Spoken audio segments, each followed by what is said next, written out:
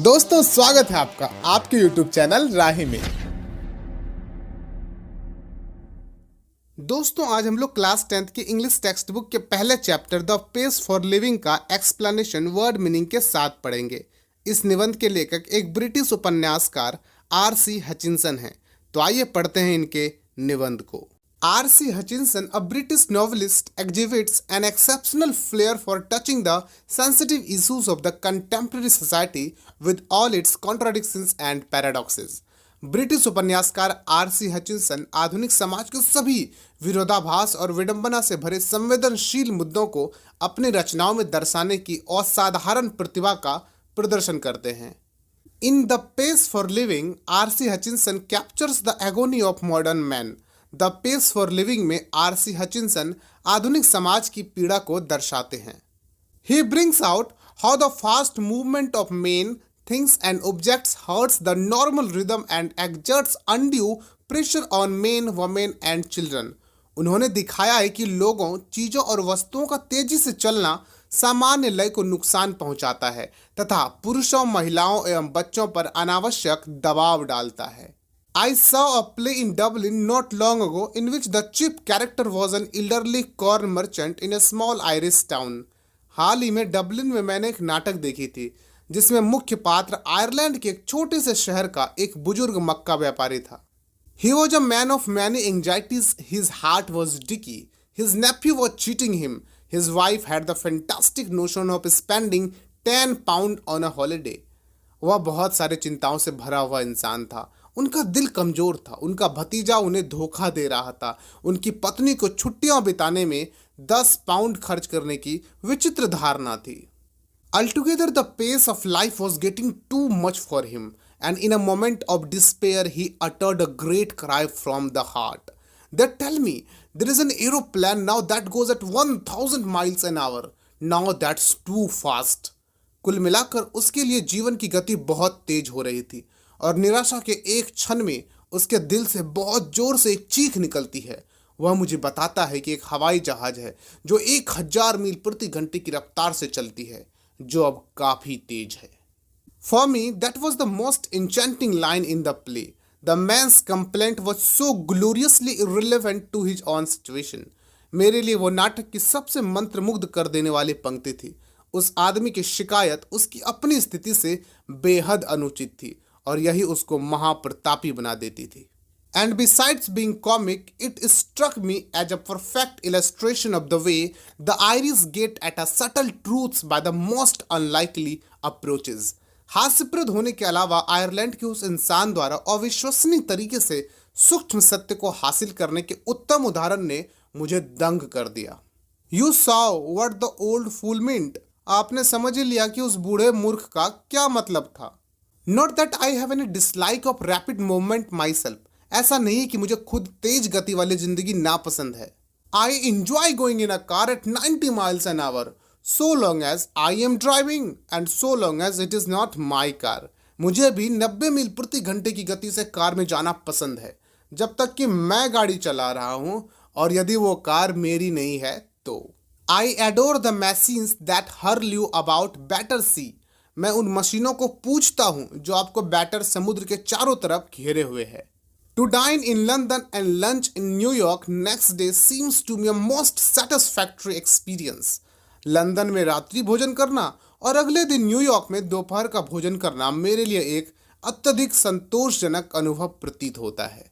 I admit it excludes all the real pleasures of travel, the sort of fun you get from a country bus in Somerset or Spain, but it gives you a superficial sense of drama. मैं मानता हूँ कि इससे Somerset या Spain में देश की बस से मिलने वाले मजेदार यात्रा के सभी वास्तविक सुखों का आनंद नहीं मिलता है, लेकिन यह आपको एक सामान्य नाटक का अनुभव प्रदान करती है। It was a sort of excitement our ancestors had to do without, and we might just as well accept it gratefully. यह एक प्रकार का उत्साह था जिसके बिना ही हमारे पूर्वजों को रहना पड़ा था और हमें भी इसे खुशी से स्वीकार कर लेना चाहिए। No, where speed becomes something unfriendly to me is where the mental activities of our time tend, as they naturally do, to follow the pace of the machines. नहीं, जहाँ गति मेरी थोड़ी खिलाफ हो जाती है वहाँ हमारे समय की मानसिक गतिविधियाँ होती हैं जैसा कि स्वाभाविक रूप से होता है मशीनों की गति का पालन करने के लिए। I speak with prejudice because I belong to the tribe of slow thinkers, those who are cursed with l'esprit de l'escalier।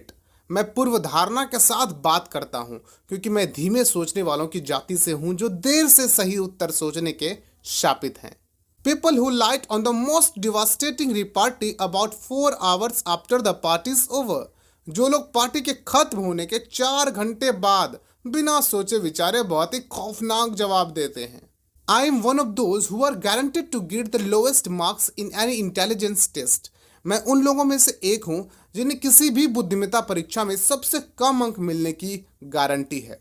Because those tests or all the ones I have come across seem to be designed to measure the speed of your mind more than anything else। क्योंकि वे परीक्षाएं या अन्य सभी जिनका भी मैंने सामना किया है ज्यादातर आपके दिमाग की गति को मापने के लिए तैयार की जाती है, अन्य किसी और चीज की तुलना में। Obviously we slow thinkers are terribly handicapped in the business of getting a living। इससे जाहिर है कि हम धीमे सोचने वाले लोग जीविका पाने के काम में बहुत ही असमर्थ होते हैं। But what I am thinking about just now is not so much the practical use of one's mind as its use for enjoyment। लेकिन मैं अभी जो सोच रहा हूँ वो ये है कि दिमाग का उतना उपयोग व्यावहारिक कामों के लिए नहीं होता है जितना कि मनोरंजन के लिए होता है। As an example, when I go to the cinema, I find myself in a hopeless fog, and after 2 or 3 minutes, I have to turn to my wife for enlightenment। उदाहरण के तौर पर जब मैं एक बार सिनेमा देखने जाता हूँ तो खुद को एक निराशाजनक कोहरे में पाता हूँ और 2 या 3 मिनट के बाद मैं अपनी पत्नी की तरफ सिनेमा को स्पष्ट रूप से समझने के लिए मुड़ता हूँ। I whisper, is this the same girl as the one we saw at the beginning? मैं फुसफुसाता हूँ, क्या यह वही लड़की है जिसे हमने शुरुआत में देखा था? And she whispers back, no, there are 3 girls in this film, a tall blonde, a short blonde and a medium-sized brunette। और वह वापस फुसफुसाती है, नहीं, इस फिल्म में 3 लड़कियां हैं, एक लंबी सुंदर सुनहरे बालों वाली, एक छोटी सुनहरे बालों वाली और एक मध्यम आकार में श्यामली सी काले बालों वाली। Call them A, B and C। The hero is that man who takes his hat off when he comes indoors। उन्हें A, B और C कहें। हीरो वह आदमी है जो अंदर आते समय अपनी टोपी उतारता है। He is going to fall in love with girls B, C, A in that order। वह लड़कियों से क्रमानुसार B, C, A के साथ प्यार में पड़ जाता है। And so it proves to be। There you have a mind which has trained itself to work in high gear, though as a matter of fact it can work in other gears just as well। और इसलिए यह बात साबित हो जाती है, यहाँ आपके सामने एक ऐसा दिमाग है जिसने खुद को उच्च गियर में काम करने के लिए प्रशिक्षित किया है, हालांकि वास्तव में यह अन्य गियर्स में भी उचित तरीके से काम कर सकता है। But my point is that most of my fellow patients in the cinema do think fast enough to keep up competitively with rapid changes of scene and action। लेकिन मेरा मतलब यह है कि सिनेमा में मेरे अधिकांश सहनशील साथी पर्याप्त तेजी से सोच सकते हैं ताकि वे तीव्रता से बदलते दृश्य और घटनाक्रम में बदलाव के साथ आराम से सामंजस्य स्थापित कर पाए। They think much faster than people did 30 years ago। वे 30 साल पहले के लोगों की तुलना में काफी तेजी से सोचते हैं। Possibly because those who do not think fast in the high street nowadays may not get another chance in this world to think at all। शायद इसलिए कि जो लोग बड़ी सड़कों पर तेजी से नहीं सोच सकते उन्हें इस दुनिया में दोबारा सोचने का मौका बिल्कुल भी नहीं मिलता है। तो दोस्तों इस तरीके से समाप्त होता है हमारा पहला चैप्टर। वीडियो अच्छी लगी हो तो लाइक करें, कमेंट करके अपनी राय जरूर बताएं, अपने दोस्तों के साथ वीडियो को जरूर शेयर करें और चैनल को सब्सक्राइब करना बिल्कुल भी ना भूलें। मिलते हैं आपसे अगले वीडियो में। नमस्कार।